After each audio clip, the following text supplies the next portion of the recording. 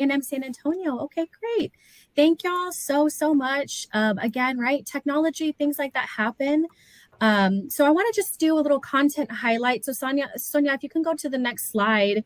I just want to just let everybody know that this workshop is really just going to introduce some approaches to engage whole communities in leading social change for violence prevention.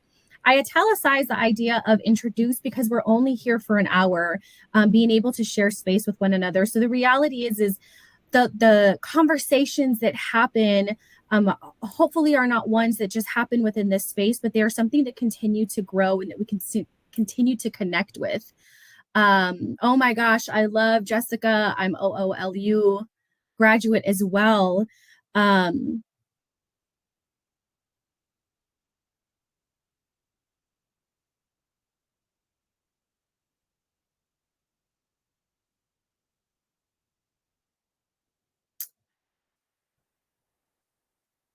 And okay, so the next slide, is Sonia, it still sharing on your end? It's not. I was actually just about to let you know. It's just a white screen. Okay. I don't know what happened. I'm sorry. Give me a second. Let me do this again. No, that's quite all right.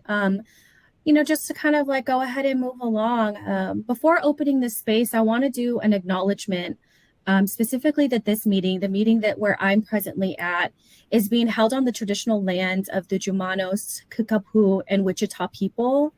And I would like to pay my respect to the elders of both past and present. A land acknowledgement, if you're not familiar with it, is a statement that recognizes and respects Indigenous peoples as traditional stewards of this land, and the enduring relationship that exists between Indigenous peoples and their traditional territories. So for me, the land acknowledgement I want to give is for those territories and Indigenous peoples to where I am at, which is in the Dallas area where I'm joining you for today. The next thing I want to go ahead and do, when we get the slides up, we'll get the slides up. We're just going to keep moving again because we are on limited time. Oh my goodness. Something that also I'd like to do is just set some intentions for today. The intentions for today and our time together is really to be able to acknowledge and have critical dialogue about the intersections and impacts of violence and oppression that impact us as workers, also as the young people that we work with and the communities that we work within. The next intention is for us to engage in some critical reflection for the purpose of learning and growing and There we go. Why can't I hear her now? Intention to internalize the truism that we're all enough. Can you see? The work that we're doing is critical, and we're cultivating change, and we ought to be able to celebrate that and have others celebrate us for the work that we do as well. Yes, Sonia, we can see the slides now. Awesome. Thank you so much. So, moving along, you're probably like, who is Melanie? She just gave a quick, my name, everything. I am currently the director of prevention programs at TAASA, which is the Texas Association Against Sexual Assault. I've been working in the anti-sexual violence movement for over 20 years, both as a young person in prevention programming and also at a local rape crisis center, which actually the Rape Crisis Center in San Antonio, I worked there for 13 years before moving to the coalition level about 5+ years ago. I also graduated from Our Lady of the Lake with a bachelor's and master's in social work. Just a little fun fact about me. If you're anything into zodiac signs, Enneagrams, I am a Cancer and Enneagram 2. And if you can see my Bitmoji up there, I love to read. Reading sparks joy for me. I love to listen to audiobooks or read actual books. Right now I'm in a mood of listening to audiobooks and sitting there with an adult coloring book and just allowing myself to disconnect and enjoy series from some of my favorite authors. So that is just a little bit about me. I know that I mentioned I worked for TAASA, which is the Texas Association Against Sexual Assault. TAASA is a unifying voice to eliminate violence and As a statewide coalition of rape crisis centers, advocates, and survivors, we're committed to fostering a culture that respects the fundamental rights and dignity of all. So at the coalition, we work to do policy that supports survivors, policies that help to support rape crisis centers in Texas that are supporting communities as well. The work that I specifically do is working in the prevention education department. And so being able to support local programming through TA, which is technical assistance and training, as well as, we have our program support that also does training, and you've likely ran into quite a few of us from TAASA. We do we help to support the advocate training as well for local rape crisis centers. Sorry, my mind left me. We're a membership organization. I want to also invite you just to learn a little bit more about TAASA, to visit us on our website at taasa.org. So that you can just have a more deep understanding of the work that we are doing as an organization, a small organization doing great and big work here in the state of Texas. But to get us moving along, I want to also do just in the nature of who I am as a preventioneer. If you know anything about working with prevention people, we are all about icebreakers and check-ins. So what I would like to do is just to kind of get us to orient, again, it's the social worker in me, orienting each other to the space and our time together, is being able to get on the same page. So in the chat, I'm going to drop a link, and if you can join this Padlet and answer some of these questions. It is a way, again, right? Language is a powerful tool. It blinds us, it instructs us, and when used well, it cultivates a common understanding among individuals and or groups. And so for this time, I would like us to kind of just see where we're all together, being able to connect.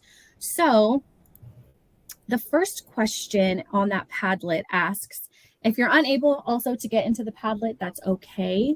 You can also utilize the chat, but the first question is, think of a word or a phrase that you were unfamiliar with. Where did you go to seek clarification of that word or that phrase? I'm also checking my Padlet screen, seeing if anything happens. I see a few people who have logged on.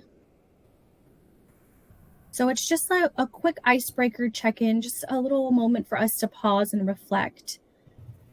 So think about a word or a phrase that you were unfamiliar with, and where did you go to learn about that word? I will also drop that in the chat box. If you are unable to get on to the Padlet, that's okay. The next question, kind of a quick little reflection as well, is, in your own words, how do intersectionality, violence prevention, and resiliency intersect? Okay. Thank you so much. And just so that you know, everything that's coming through on the Padlet is completely anonymous. So one of the words that someone shared was the word integrity. I Googled core values. That's where they went. Google is my favorite system. Intersectionality, went to a Word Shop to learn more about it.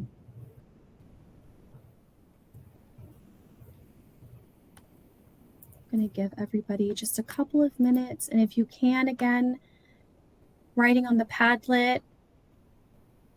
If not, that's okay. I invite you to utilize the chat. Same for me. I heard about it in a presentation and the presenter explained. Okay. Yeah. The 2:30.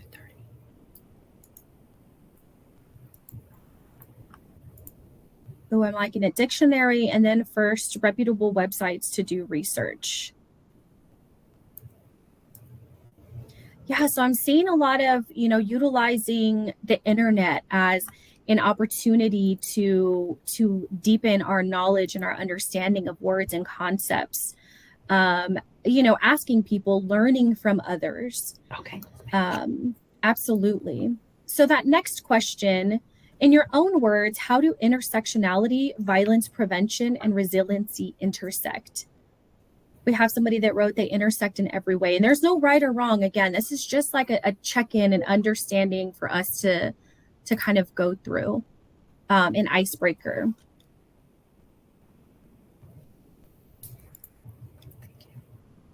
And the very last one, this is not going to make sense. You're going to be like, why is she asking this? But this is the real icebreaker, okay? The real icebreaker question is, what is your favorite use for lemon? And what do you think that says about you?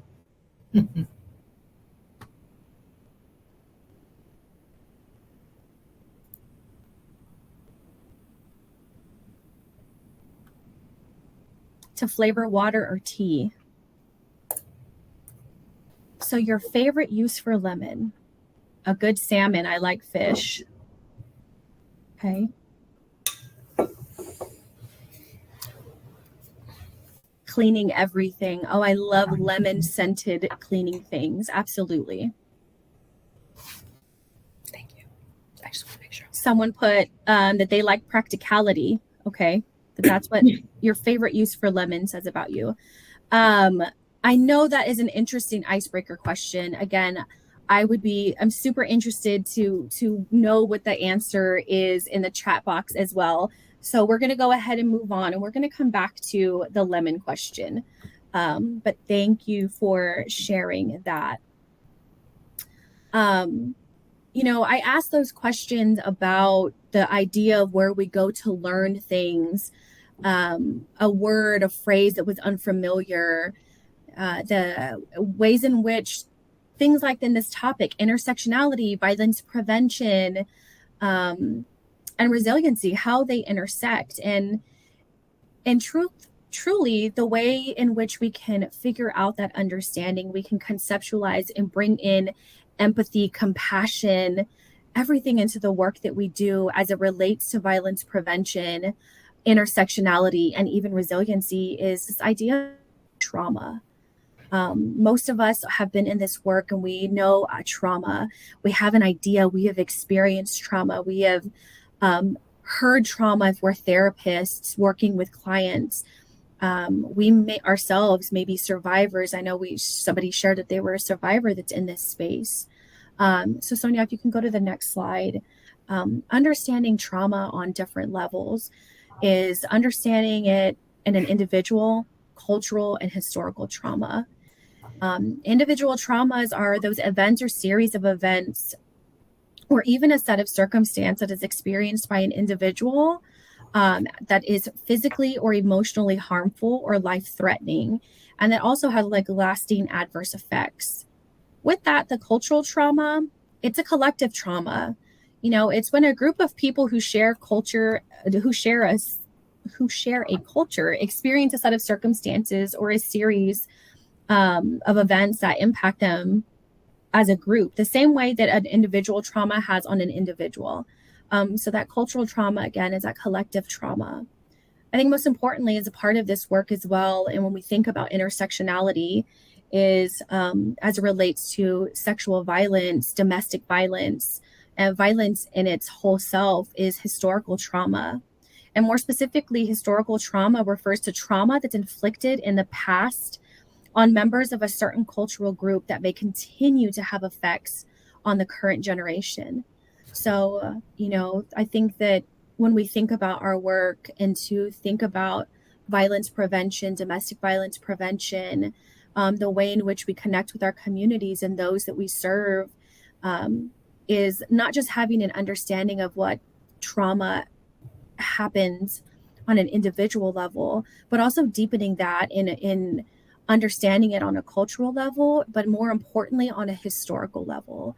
And so when we think about this work, again, it's bringing in the whole self, and the whole self of a person. And intersectionality is not just that individual, but it's how they connect to their culture and how that culture connects to the history of those collective communities. And so again, it's the social worker in me to always just really orient each other, for us to orient each other to some of the terms and concepts, right? And so you've already heard me say things like levels of violence prevention. And this may be the first time you've heard this. This may be a refresher. But either way, I think that it's important for us to just start off on the same page in some of the conversations that we're going to be having. And so the three pretty basic concepts that I want to jump into is the levels of prevention, what BIPOC or POC, that those definitions, what that means. And then also, again, briefly just touching on intersectionality. And so these three concepts, as we think about our prevention efforts, and before we can jump into the framework, being able for all of us to be on the same page.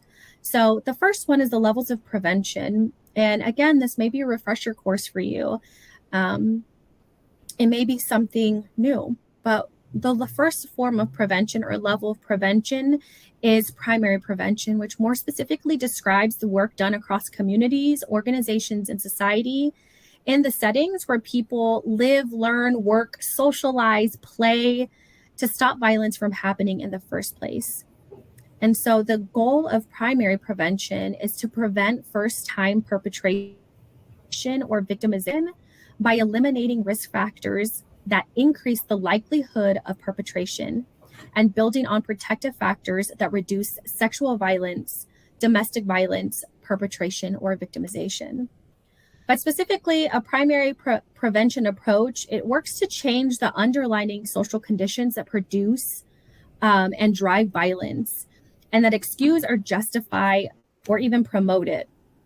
And so really its work is to address the root causes, again, of perpetration, not victimization. And so this is how primary prevention differs than the other two levels.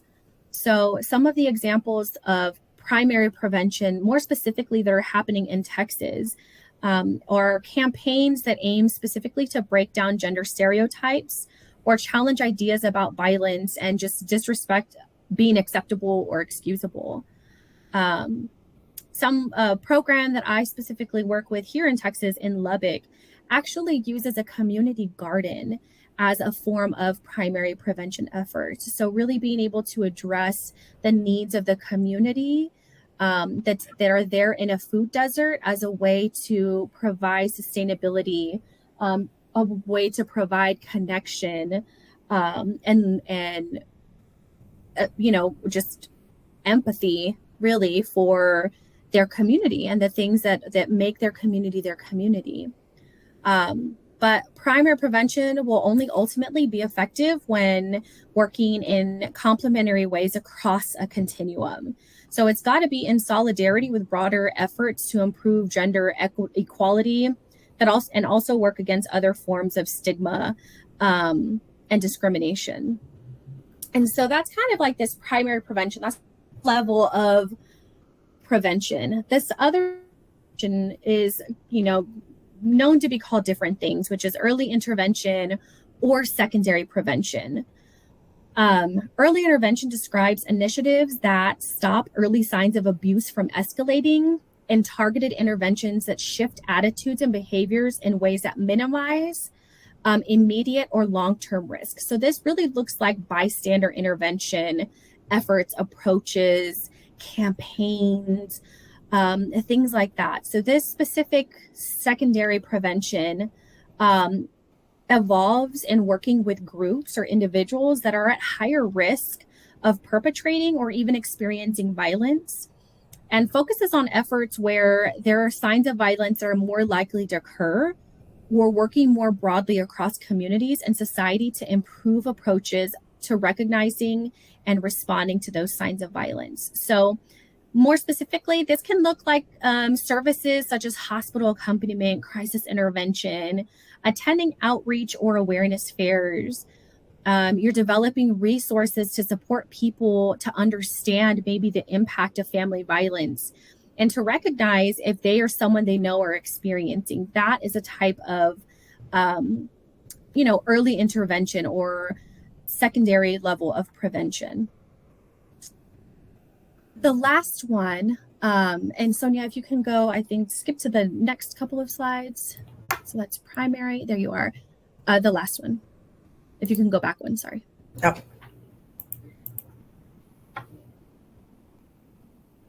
One more? If you can go forward one more. So this last level of violence prevention is response and recovery, also known as tertiary. And so more specifically, response and recovery describe initiatives that involve supporting victim survivors during or after their experience of violence and intervening to stop the violence from reoccurring.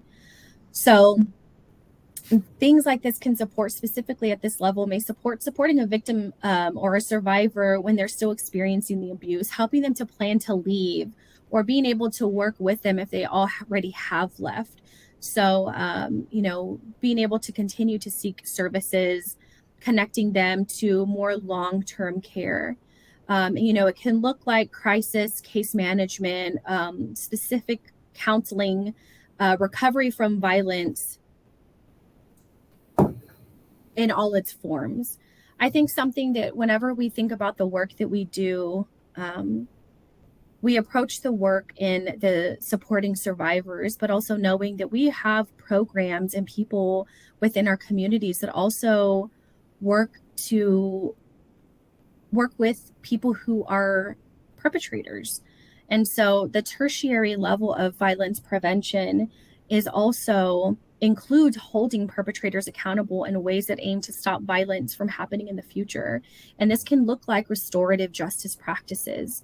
And so it is also important to acknowledge and include that when we think about working with community members, that also there are also people who are working to support and work through people who are abusers. And so there are those programs, and that tertiary level is that level that type of service and that work falls into. And so I'm kind of curious. I'm very, very curious. Those of you who are attending. So those are like the three basic in a very quick way, the levels of prevention. And I'm curious if you can unmute yourself, put in the chat box. Which level of violence prevention do you directly work in? So I see Anna says that's very popular here in the DA's office here in Bexar County. So those of you who are joining today, what would you say, which level of prevention or violence prevention do you directly work in, or you believe your program is working in?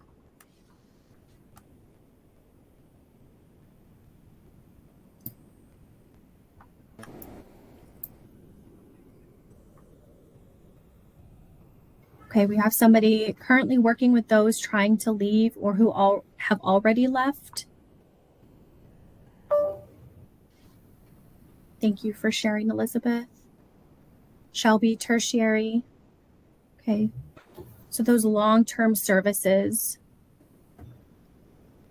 Rick, San Antonio Metro Health takes an upstream and downstream approach to violence prevention. It's a combo of all of these levels. Okay. Yeah, so there's a few of us doing. Thank you for sharing, and continue to please share in the chat.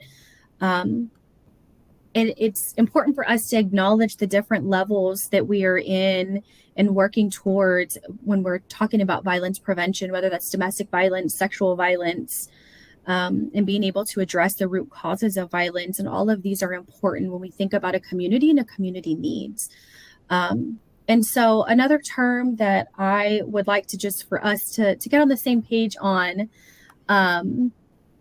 is this idea of, or not even idea, rather the topic of BIPOC and POC. For me, this is really important. It is a term, a concept, a phrase that I remember hearing early on in some of my work, and I was too nervous, too embarrassed, even though I've been doing this work for a long time, to ask, what does this mean? Because as somebody who is brown, I should know better. And the only way I'm going to know better is to ask.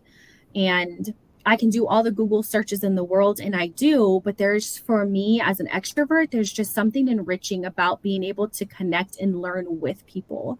And so I wanted to create this opportunity for us here. Again, I think language is important. Language is powerful. The way in which we identify the people that we work with, the communities we want to support, being able to approach our work in a more holistic, in a more fluid and forward thinking way is incredibly important. And so if you are unfamiliar about what BIPOC stands for Black, Indigenous, and People of Color. You might be asking, like, yeah, I've heard this. Like, why are people saying BIPOC? I'm not really sure. BIPOC, the phrase, the identifying, it emphasizes more specifically than saying the term people of color.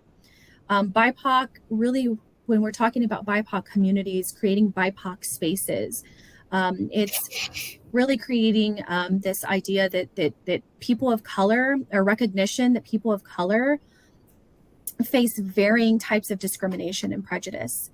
There is systematic racism continues to oppress, invalidate, and deeply affect the lives of Black and Indigenous people in ways that other people of color may not necessarily experience. BIPOC also helps to highlight that Black and Indigenous individuals and communities still bear the impact of slavery and genocide. BIPOC, the term, aims to bring to the center stage the specific violence, cultural erasure, and discrimination experienced by Black and Indigenous people. And it reinforces the fact that not all people of color have the same experience, particularly when it comes to legislation and systemic oppression.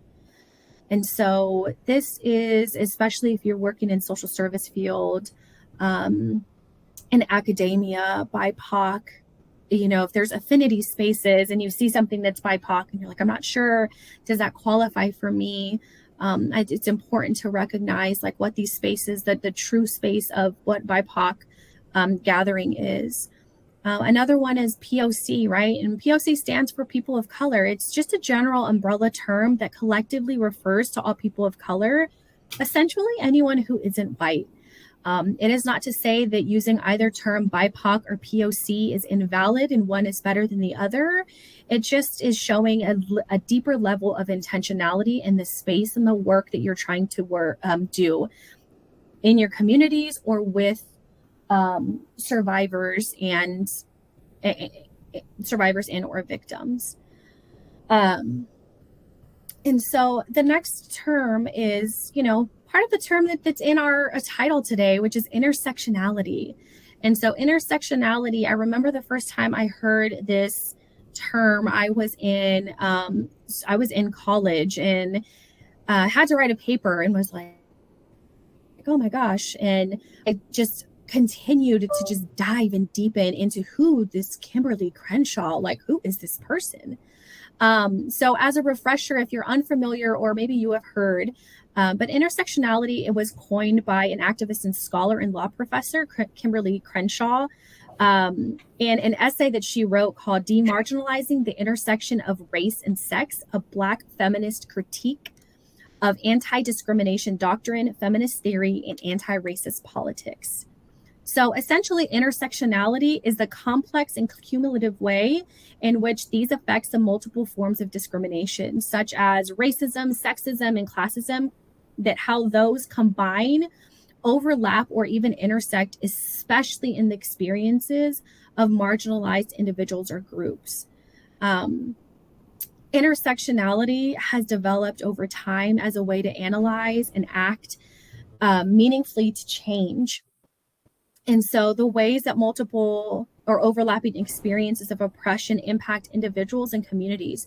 So intersectionality, the work, the meaning behind intersectionality, if we go up to those, back to the individual trauma, collective or cultural trauma, and historical trauma, intersectionality helps us to deepen that. And so intersectionality has also been used across many fields and sectors as a powerful tool for promoting and working towards social justice and social inclusion. I think some key elements when we think about our work of how we incorporate intersectionality, and the level of mindfulness and taking into consideration individual trauma, cultural trauma, and historical trauma. Those key elements are engaging in critical reflection, right? So in a way that we can do this through an intersectional lens is engaging in ongoing critical reflection as an organization or as individual practitioners, examining and re-examining different approaches, cultures, and ideas. How is what we're doing, how do these exclude, marginalize, and oppress people and communities? And how are we inadvertently replicating and perpetuating these? There is this critical reflection, this idea. So TAASA has a group, it's a community group and it's open. And if you're interested in this, I'd love to connect you. But it's called Enkindle. And so this Enkindle group, we meet in the evening, we watch these short videos that talk about accountability, that talk about what we are doing, how we have been harm doers, trauma, what it means to be BIPOC in this work, what it means to be a person of color in this work. We have and engage in deep critical reflection. And because in this Enkindle group, we learned that, and it holding ourselves accountable, and that we are doing this work. And while we may be well-meaning people, especially those of us who are, BIPOC, Black, Brown, Indigenous, we also are still human. And so the work in which we do sometimes can still cause harm to communities that we maybe are not aware of. And so this Enkindle group allowed this opportunity to engage in really deep, meaningful, critical reflection. And I invite and encourage you to find those groups that are outside of this work where you are not leading, that you are learning, and you are also unlearning, so that you are engaging in critical reflection, because that is how we take this work and through an intersectional approach. Another key element to intersectionality is understanding. So being able to see systems of power and privilege shape people's lives and experiences through multiple and overlapping experiences of discrimination and inequality. So really deepen our understanding of how systems operate and produce positive and or negative outcomes for people, as well as how to transform those systems. And so that kind of really impacts and goes back to this critical reflection. We don't need to just reflect, we need to deepen our understanding. And then that last key element to incorporating intersectionality into this work is through action. Making sure whole of population approaches are accessible, are safe, and that they're effective for all, and ensuring that our initiatives for particular communities are informed and led by them. And so I want to say that again, that we're ensuring that our initiatives for particular communities are informed and led by them. And I think that is truly the foundational piece of intersectionality, is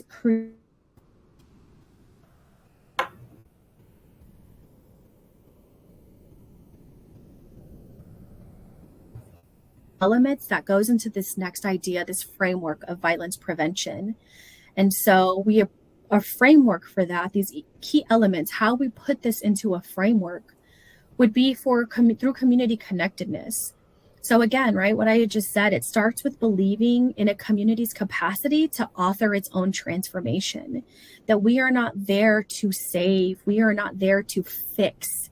We are there because we have a belief that this community has the capacity to author its own transformation, to change the way that they view and experience violence, and being able to be a part of a community that relies on protective factors where they're not experiencing risk factors.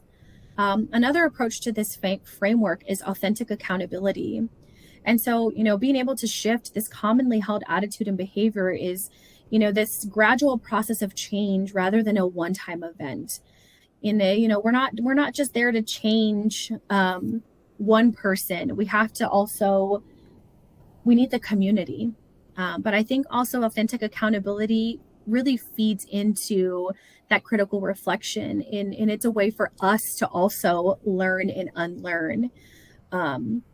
Authentic accountability leads and ties hand in hand with community connectedness and this belief that a community has a capacity to author its own transformation. And so that means we also have to look within ourselves and the way in which we connect with the community in which we're working in, with the survivors that we're working with. This next part of that framework is accessibility. And accessibility, it's a little different, I think, than maybe what we're mostly used to hearing. That we're used to hearing accessibility is, which is still incredibly valid and important. Language access, making sure that people have access to materials, accessibility to spaces, and that is absolutely important and needs to be a part of the considerations in the work that we do. But more specifically for this intersectional framework of approach to violence prevention is this idea of accessibility is we're rolling up our sleeves and create together. We engage intuitively and experimentally, both as leaders and as learners, so that we're making the accessibility as part of an opportunity to learn with and grow together with the community as those who are being impacted and those who are trying to work with those communities. One that's important and part of my this framework is this intergenerational engagement. Not sure if any of you have ever experienced or learned or heard about what intergenerational engagement means, but it is essentially, it engages the whole community, youth and adults, all genders and demographics. But an intergenerational engagement isn't like, oh yeah, we have a young group, we have a youth group, we work with parents, we work with teachers, then we work with paraprofessionals over here. An intergenerational engagement means you are having everyone come together. So you are working in that space with young people, with anyone who is part of a community. So it's working with them all together. And so this idea and this approach in this framework of intergenerational engagement is incredibly important to the work of violence prevention, because it allows the opportunity to create together, to learn, to unlearn. And I think that it's important that we create spaces for young people in particular to be part of this work. And to, again, right, be held with the same regard and respect and work as we often do with working with adults. And then the last one going into it is strength-based, right? Strength-based work. So engaging from a strength-based perspective creates opportunities to build on powerful qualities or those untapped opportunities within a community. And this framework I believe, is incredibly important to violence prevention, whether you're working specifically in domestic violence or sexual violence at a dual center agency, or you're working in the systems that are holding perpetrators accountable or creating access for survivors' safety. This approach, this framework is rooted in the approach of a program called Close to Home. If you're not familiar with Close to Home, I would encourage and invite you to look it up. You can send me an email. I would love to be able to pass on that information, but this framework is incredibly crucial, and it looks at connecting the whole community in its efforts to dismantle violence in all its forms. And so, being able for us to kind of connect the dots is, if you can go to the next slide.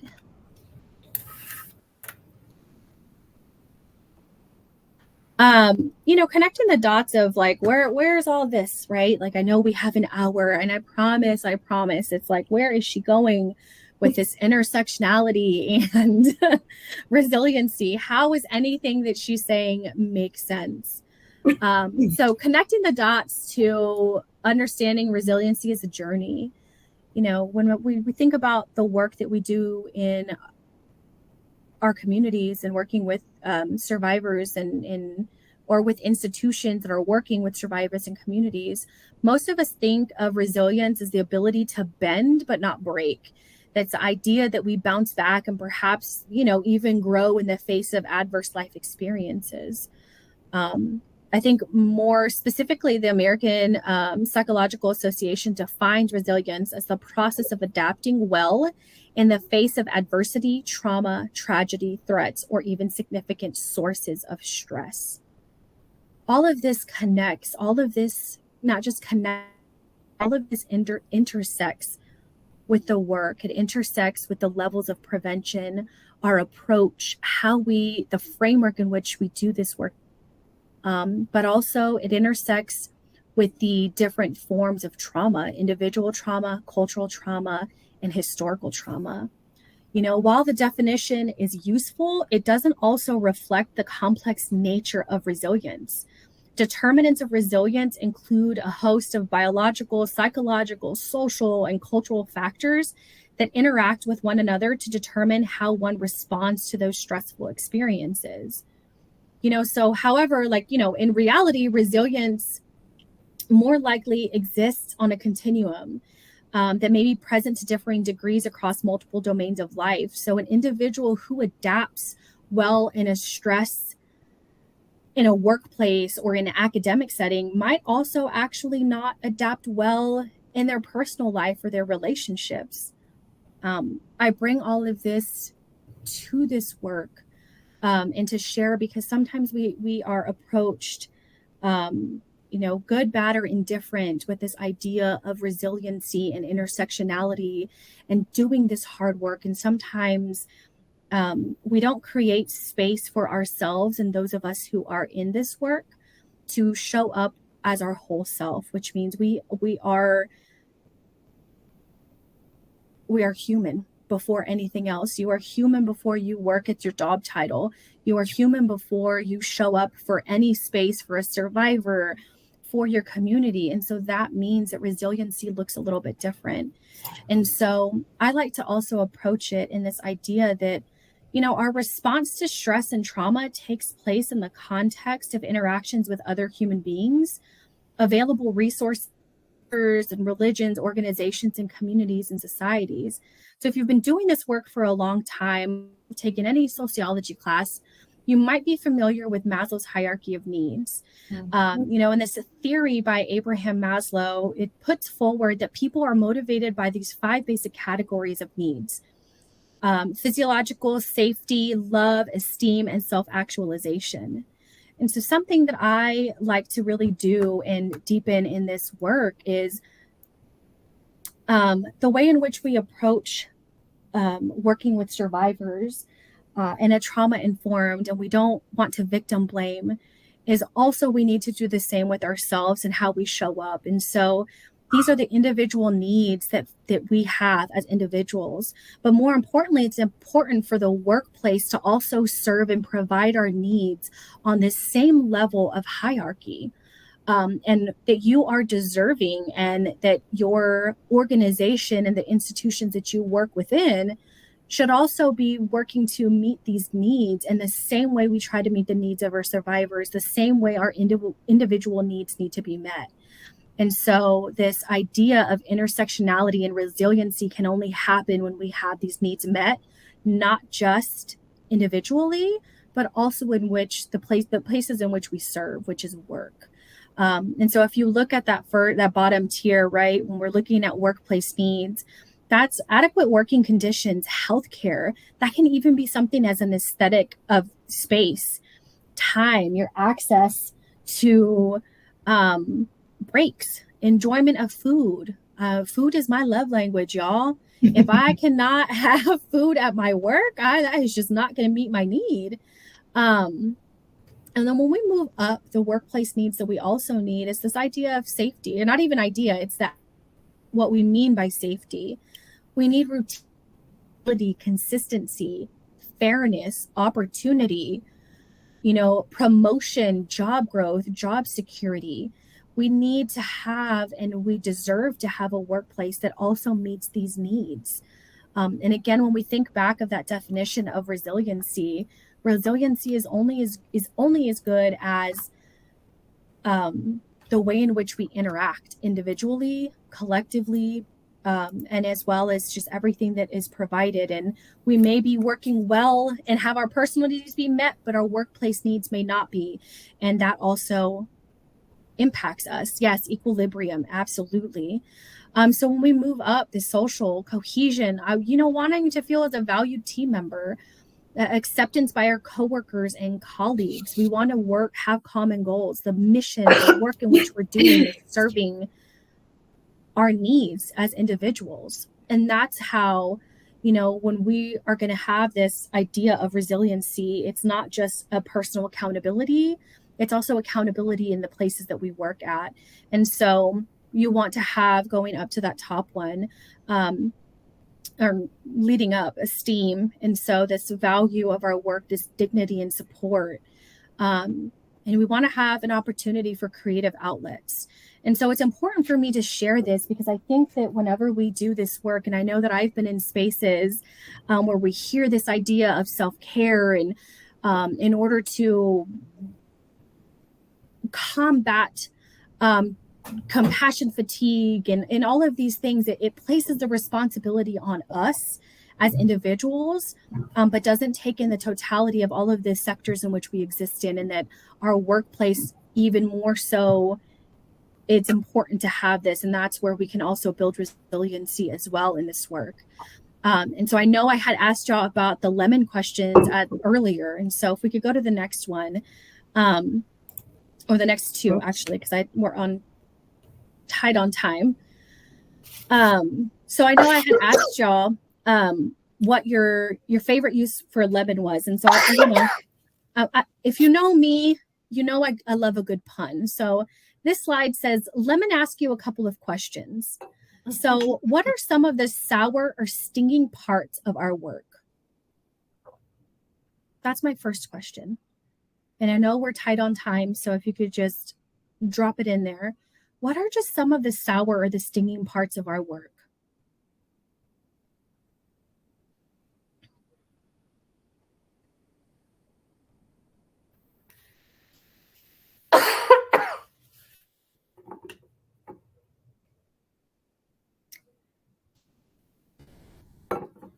Miscommunication, absolutely.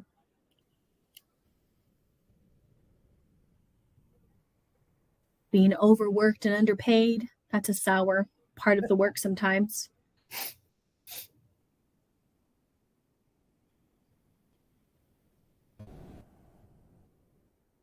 Feeling burned out sometimes, absolutely. That part of the work, it stings a little bit. We are likely here because we love the work that we do, as hard as it may be.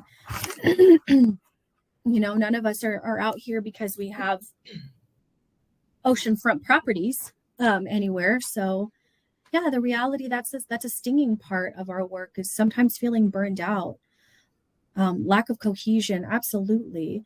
So when we're thinking back of that, Maslow's hierarchy of needs, our work needs is lack of cohesion, maybe sometimes in our work, and that can be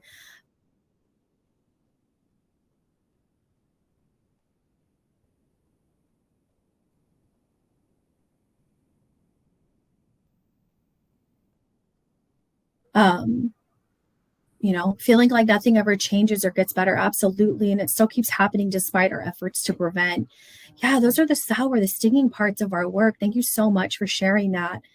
My next question is thinking about some of those sour, stinging parts of our work, that if those things that you mentioned didn't exist, how could the work transform or grow? How can the work that you do transform or grow if those sour or stinging parts didn't exist?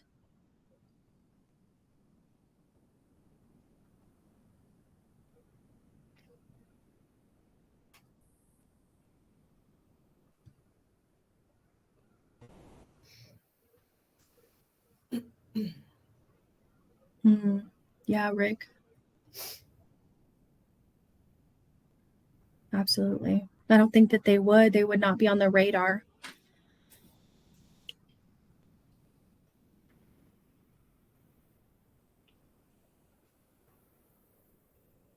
Absolutely.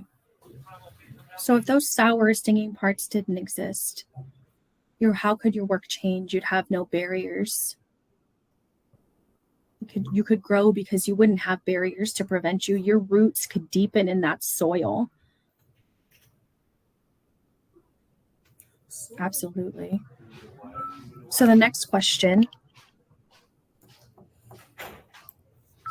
is, we've talked about our uses for a lemon, the idea of the sour, the stinging parts, envisioning and imagining what those, if we didn't have those things, the sour, the stinging parts of our work, the way in which we can grow and transform.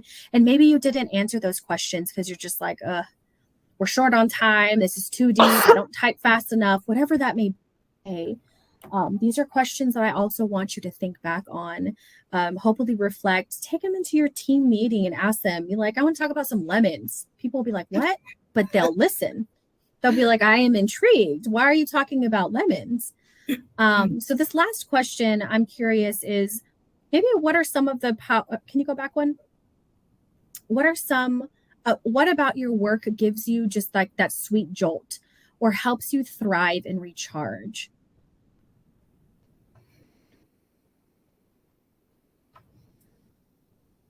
So lemons have a lot of different uses, right?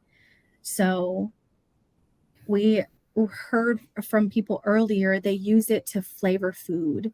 They use it to flavor their waters, their teas. They use it as a cleaning property. Some people use it as an essential oil to create calmness, to bring calmness. Lemons are actually can charge a battery. And so when you think back to maybe the parts of your work that just give you that charge, those things that help you thrive, it's like a lemon. And so the way in which lemons and these questions tie back into this work more specifically, but to this idea of resiliency, if you can go to the next one, is I did a whole workshop, believe it or not, on lemons, specifically with advocates in this field. But the idea that resiliency is like a lemon and you are the zest. A lemon tree is embrace the brighter side of life by clearing our bodies and minds of unhealthy habits and our homes of clutter and grime. By incorporating lemons into our daily routine, we can increase our vibrancy in all areas of our life. We are being encouraged to find clarity and purpose by cleaning and clearing our personal space at home, at work, and within ourselves. The strength and vitality of lemon inspires us to take the necessary steps to shift our lives in the direction of our soul's purpose. And so that is the idea of lemons and why I bring lemons up into resiliency. Lemons grow and thrive on a tree. They're used in different properties. They have and serve different needs in the same way in which resiliency and our needs need to be met. And so I wanted to share that with you, and I wish we had more time together. Yes, it gives you a whole new meaning to when life gives you lemons. But in our time together, this is the way in which, if you've never thought about intersectionality, violence prevention, and resiliency, I hope that if you walk away from anywhere, that you think about it the way in which you think about lemons. I know that sounds really, really interesting. I'd love to have a deeper conversation with you about this. And again, if you're ever at a TAASA space and you see something about a lemon, and I'm likely presenting a workshop specifically on how lemons are used to recharge. And that's what resiliency is. It's not an ebb and flow. There's not a perfect line, or it is an ebb and flow, rather. It's not a perfect line. Sometimes our resiliency is low in battery, and sometimes we need a jolt. Sometimes we need some support and we need to nurture ourselves. And that's exactly what resiliency is, but also being mindful of the intersections that we carry, the intersections of the communities that we work. And Yeah, that's all I have. I know that we are right at time. So if there's any questions, I am here. Thank y'all so much for allowing me to be in this space, sharing virtual space with you. Thank you so much to Rick for inviting me into your symposium. I'm grateful. I'm so grateful. Thank you, Melanie, for everything you shared with us. This was great. As you know, we're getting ready for another 15-minute break. So we will be back at 3:45, and you all have a nice little break time. Thank you.